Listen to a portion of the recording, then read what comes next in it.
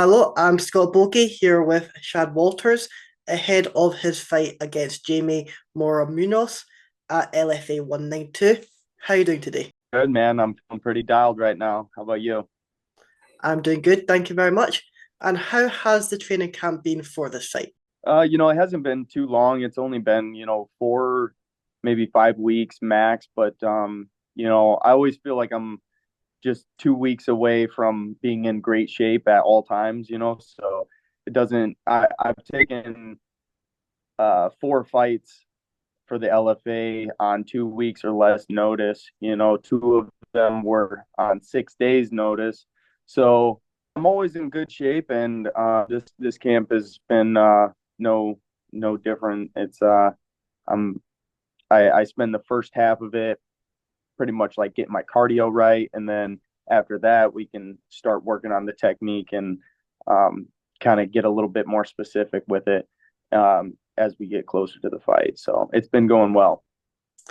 And what has you changed since that victory against Nicholas in your last fight? What's been the biggest improvement?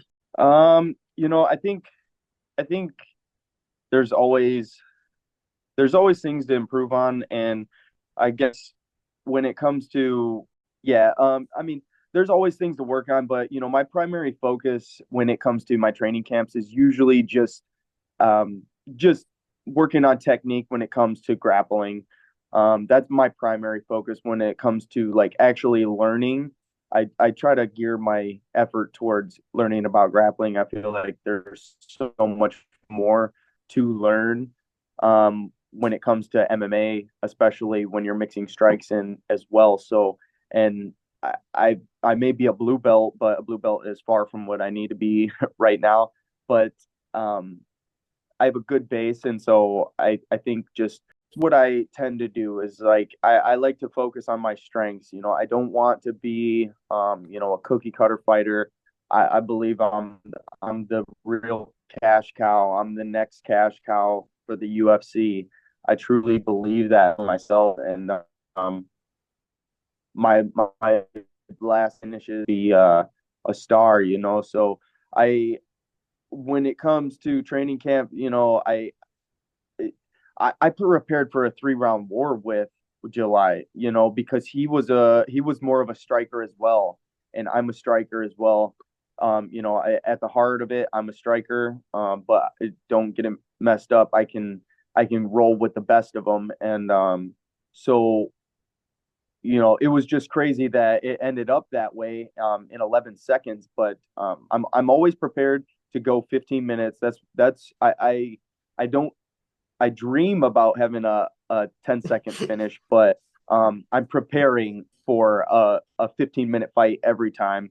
And so whether it's on the ground or on the feet, I feel like I'm just better than this guy, and I hope I'll prove that on the 13th. So. Exactly. And how was it in that last fight? Like you were saying, it was 11-second finish. How was it going in there, getting that and walking away that early? I mean, it was very surreal. I mean, it still almost is surreal. It was unfortunate because I feel like my that highlight got overlooked a little bit by uh the KO that the girl had a few fights later, which got on ESPN, and it's got millions and millions of views. So mine kind of got overshadowed, but I mean, just it's just surreal, because I've always known that I could do these things, but when it all starts to come together, it's like it's amazing. This is what I want to do with my life. It's the only thing that I think that can be mega successful at in my life.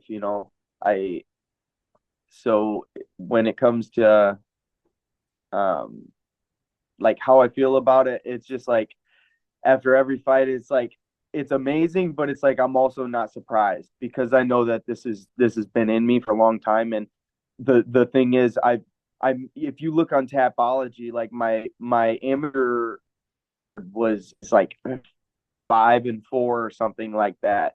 Well, you know the I had to fight killers. Devin Lozej is gunning for the flyweight title in other organizations, and now he's fighting for LFA on the 20th.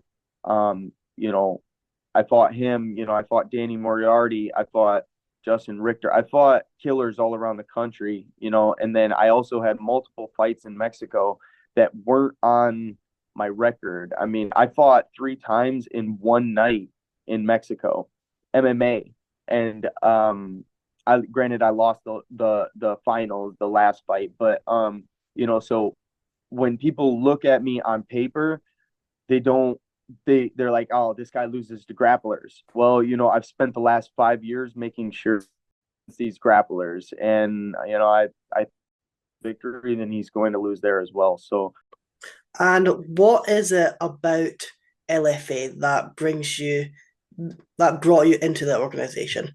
Obviously, there is a lot of benefits to it, with it being on the UFC Fight Pass, gives you that bit more exposure.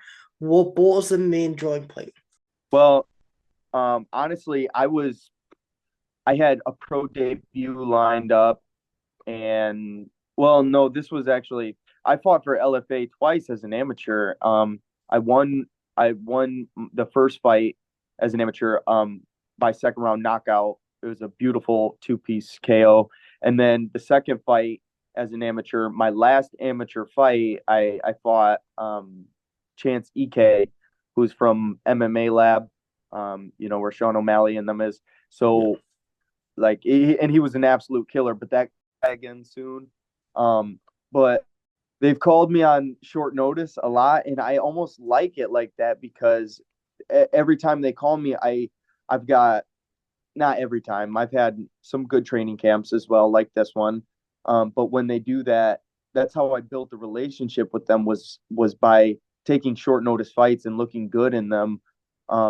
Because on short notice, I don't have to think about anything that they Yeah. do. You know, I'm just ready. I'm always ready. So on a week, 2 weeks notice, I'm already in shape. I just gotta see, okay, because if you focus and so it hasn't messed with me taking the short notice fights for the LFA, and they've got the platform, man. I want to look good for them. I want the title as soon as possible. I will literally I'm gonna beat this guy, and I'll fight for the title in the next fight or Dana White Contender Series. Like I'm gunning for the top, and I feel like I've got the right range, get there. And with the LFA, I think it's a faster track. And how Good. is Go with I just like sticking with the LFA. and how is your contract situation with LFA? Do you have many fights left on your current deal?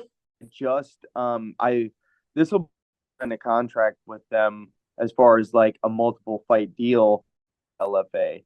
And this being the first fight of the contract. So And when are you looking to get back into the cage after this fight? I know that as long as all goes well, bar no injuries, I know LFA do have some cards coming up in October. Is that what you're looking to get on, or do you think it'd be closer to next year? well, you know, it kind of depends on my situation. I'm trying to get to a point where I can fight for a living, but unfortunately, you know, we're getting towards the end of the year. I've I've used up my vacation time with this last one. And so, you know, the only vacation time that I ever take has been 4 fights.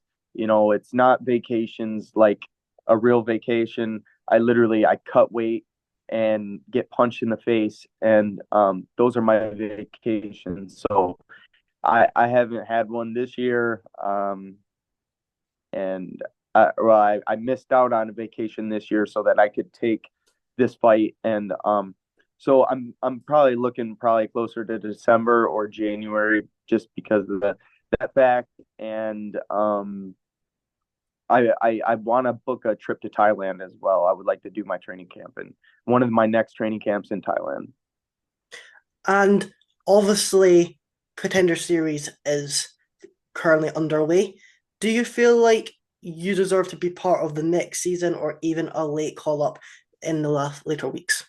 Yeah, I mean, you know, it's definitely murder's row there. But I don't see anything. I don't see these guys doing anything that I can't do. I mean, there's some outliers, but you know, when it comes to the explosiveness, the power, the speed in these lower weight divisions, um, there might be some guys that are a little bigger than me, but I hit like a truck. I'm very technical with my striking. Uh, I feel like I statement and he's going to want to sign me. I can promise you that if somebody's going to sleep on that night that uh, Dana White sees. I tell you what. Definitely. What was it that got you into the octagon? What's that? What was it that got you into the octagon?